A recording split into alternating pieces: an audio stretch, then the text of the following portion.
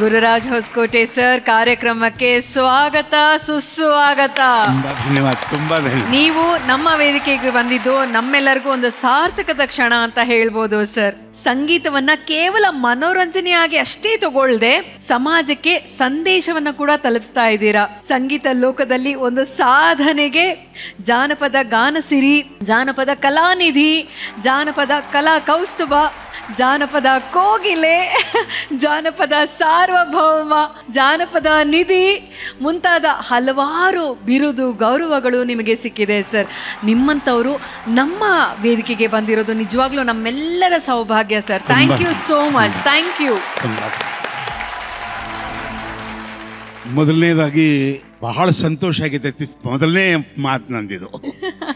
ಕಾರಣ ಏನಂದ್ರೆ ಬಹಳ ದಿವಸಗಳ ಮೇಲೆ ನಮ್ಮ ಹುಡುಗ, ನನ್ನ ಕಡೆ ಹುಡುಗ, ಅದರಾಗ ಒಂದಿಷ್ಟು ಬೆಳೀತಕ್ಕಂಥ ದಾರಿಯೊಳಗೆ ಹೋಗ್ತಕ್ಕಂಥ ಹುಡುಗನ್ನ ನಾವು ಎನ್ಕರೇಜ್ ಮಾಡ್ತಕ್ಕಂಥದ್ದು ನಮ್ಮ ಕರ್ತವ್ಯ.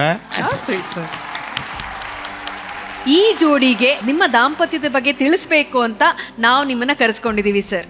ನಾನು ಈ 2009ರಲ್ಲಿ ನನ್ನ ಜೋಡಿಯನ್ನು, ನನ್ನ ಜೊತೆಗಾತಿಯನ್ನು ಕಳ್ಕೊಂಡಿರ್ತಕ್ಕಂಥ ಟೈಮ್ನಲ್ಲಿ ಆ ಹಿಂದಿನ ನೆನಪನ್ನು ಹಂಚಿಕೊಳ್ತಕ್ಕಂಥ ಈ ವೇಳೆಯಲ್ಲಿ 45 ವರ್ಷ ನನ್ನ ದಾಂಪತ್ಯ. ಈ ದಾಂಪತ್ಯ ಜೀವನದಲ್ಲಿ ನನ್ನವಳು ನನಗೆ 3 ರತ್ನಗಳನ್ನ ಕೊಟ್ಟಳು. ಒಂದು ರಾಜಗುರು ಹೊಸಕೋಟೆ, ಒಂದು ರಜನಿ ಹೊಸಕೋಟೆ, ಒಂದು ರೋಹಿಣಿ ಹೊಸಕೋಟೆ. 2 ಹೆಣ್ಣು 1 ಗಂಡು. ನಾನು ಕೂಡ ಪ್ರೀತಿ ಮಾಡಿ ಮದುವೆ ಮಾಡ್ಕೊಂಡಿರ್ತಕ್ಕಂಥ ಮನುಷ್ಯ. ಯಾಕಂದ್ರೆ ಪ್ರೀತಿ ಪ್ರೇಮ ಇಲ್ಲ ಜಗತ್ತೇ ಇಲ್ಲ ರೀ. ಆ ಪ್ರೀತಿ ಪ್ರೇಮ ಮನುಷ್ಯನ ಎಲ್ಲಿ ಬೇಕಾದಲ್ಲಿ ಕರ್ಕೊಂಡು ಹೋಗ್ಬೋದು.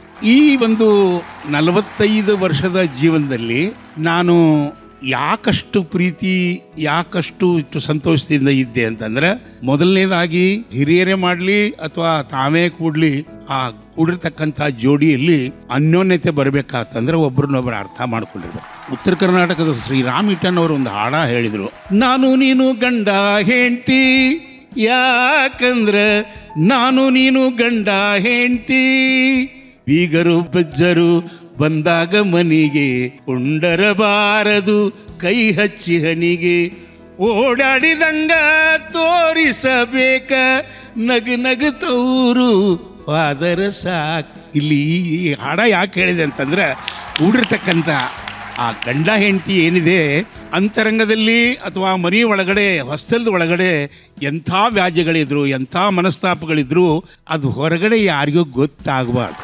ಒಬ್ರನ್ನೊಬ್ರನ್ನ ಅರ್ಥ ಮಾಡ್ಕೊಂಡ್ರೆ ದಾಂಪತ್ಯ ಜೀವನ ಅನುಭವಿಸ್ತೀವಲ್ಲ, ಆ ಅನುಭವಿಸ್ತಕ್ಕಂಥ ಹಾಲು ಜೇನು ಅಪಾರವಾಗಿರ್ತಕ್ಕಂಥದ್ದು, ಅದು ಅಳಿಯದೇ ಇರತಕ್ಕಂಥ ಆ ದಾಂಪತ್ಯ ಜೀವನ.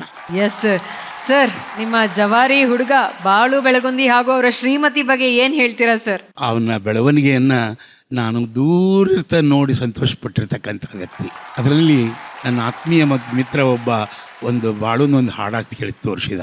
ಅಂದ್ರೆ ದಾಂಪತ್ಯ ಜೀವನಕ್ಕಿಂತ ಮುಂಚಿನ ಹಾಡದು, ಅಂದ್ರೆ ಗೆಳತಿಯ ಹಾಡು. 2 ಲೈನ್ ಹೇಳ್ತೇನೆ ನಿಮಗೆ. ಹೊಂಟ ಹೋಗುವಾಗ ಕೇಳ್ತೀನ ಕೊನೆಯ ಸರತಿ, ನನ್ನ ಪ್ರೀತಿಯಾಗ ಏನಿತ್ತ ಅಂತ ಕೊರತಿ.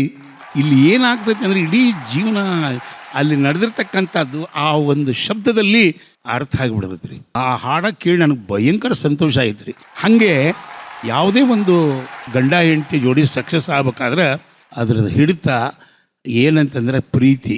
ಆ ಪ್ರೀತಿ ಒಬ್ರನ್ನೊಬ್ರು ಅರ್ಥ ಮಾಡ್ಕೊಳ್ಳೋದ್ರೊಳಗೆ ಬರ್ತೈತೆ ಹೊರತಾಗಿ ನಾವು ಬಂಗಾರ ತಂದು ಕೊಟ್ಟೆ, ಸೀರೆ ತಂದು ಕೊಟ್ಟೆ, ಕೇಳಿರ್ತಕ್ಕಂಥ ತಿನಿಸ ತಂದು ಕೊಟ್ಟೆ, ಅದರಾಗ ಬರಂಗಿಲ್ಲ. ಖಂಡಿತ ಇಲ್ಲಿಂದ ಬರ್ಬೇಕಷ್ಟೆ. ಹೌದು ಸರ್. ಬಾಳು ಅವರೇ, ನಿಮ್ಮ ಹಾಡನ್ನು ನೆನ್ಪಿಟ್ಕೊಂಡು ಈ ವೇದಿಕೆ ಮೇಲೆ ಅದ್ಭುತವಾಗಿ ಹಾಡಿದ್ರು. ಏನು ಹೇಳೋದಕ್ಕೆ ಇಷ್ಟಪಡ್ತೀರಾ ನೀವು?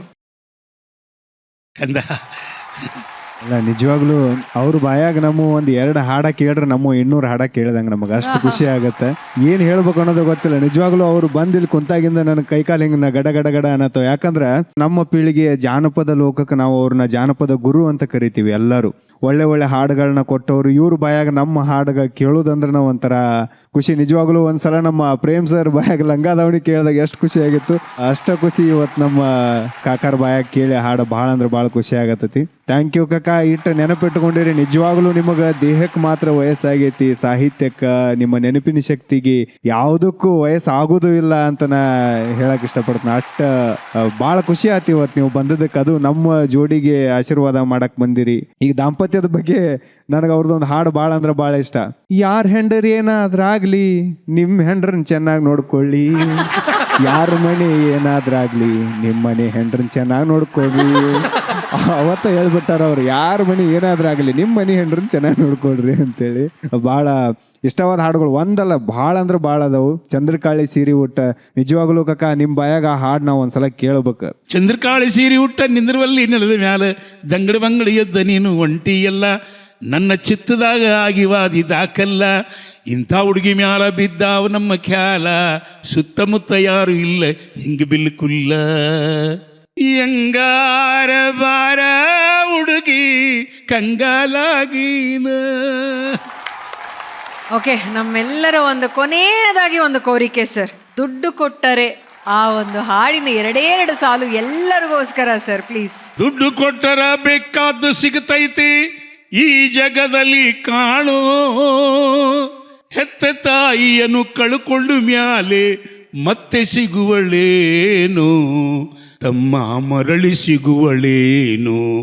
9 ತಿಂಗಳ ಸಂಕಟ ನೀಡಿ ಹೊಟ್ಯಾಗ ಬೆಳೆದೆಲ್ಲೋ, ಹುಟ್ಟಿ ಬರುವ ಮುಂದ ಜೀವಕ್ಕೆ ಎಷ್ಟ ಕಷ್ಟ ಕೊಟ್ಟ ಎಲ್ಲೋ, ತಾನು ಸೊರಗಿ ನಿನ್ನ ಕ್ವಾಣ ಬೆಳೆಸಿದಂಗ ಬೆಳೆಸಿ ಬಿಟ್ಟಳಲ್ಲೋ, ಬೆಳೆದು ಮಗ ನೀ ಆಸರಾದಿ ಅಂತ ತಾಯಿ ತಿಳಿದಿತ್ತಲ್ಲೋ, ಜೀವ ಇಟ್ಟಿತ್ತ ನಿನ್ನ ಮ್ಯಾಲೋ. ದುಡ್ಡು ಕೊಟ್ಟರ ಬೇಕಾದ್ದು ಸಿಗುತ್ತೈತಿ ಈ ಜಗದಲ್ಲಿ ಕಾಣೋ, ಹೆತ್ತ ತಾಯಿಯನ್ನು ಕಳ್ಕೊಂಡು ಮ್ಯಾಲೆ ಮತ್ತೆ ಸಿಗುವಳೇನು, ತಮ್ಮ ಮರಳಿ ಸಿಗುವಳೇನು. ಮಗ ಎಷ್ಟೇ ಕಷ್ಟ ಕೊಟ್ಟರು, ಮಕ್ಕಳು ಎಷ್ಟೇ ತೊಂದರೆ ಮಾಡಿದರು, ತಾಯಿ ತಾಯಿ.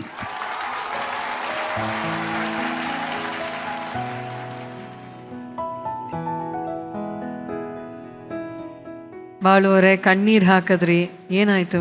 ಒಂದೊಂದು ಹಾಡುಗಳು ಆ ಥರ ಎಫೆಕ್ಟ್ ಕೊಡ್ತಾವ ಅಂತ ಹೇಳ್ತಾರಲ್ರಿ, ಆ ಥರ ಅವ್ರು ಹಾಡುವಾಗ ಅದನ್ನ ಬರೀ ಮನ್ಯಾಗ ನಡಿಬೇಕಂತ ಏನಿಲ್ಲ, ಅದನ್ನ ಬರೀ ಇಮ್ಯಾಜಿನ್ ಮಾಡ್ಕೊಂಡ್ರೆ ಕಣ್ಣೀರು ಬರ್ತಾವ. ಆ ಥರ ಒಂದು ಹಾಡದ. ನಿಜವಾಗ್ಲೂ ಭಾಳ ಖುಷಿ ಆಯ್ತು ಅವ್ರ ಬಾಯಾಗ ಇವತ್ತು ಇಷ್ಟು ಹತ್ತಿರದಿಂದ ಕುತ್ಕೊಂಡು ಕೇಳಿದ್ದೆ. Thank you. ಜನ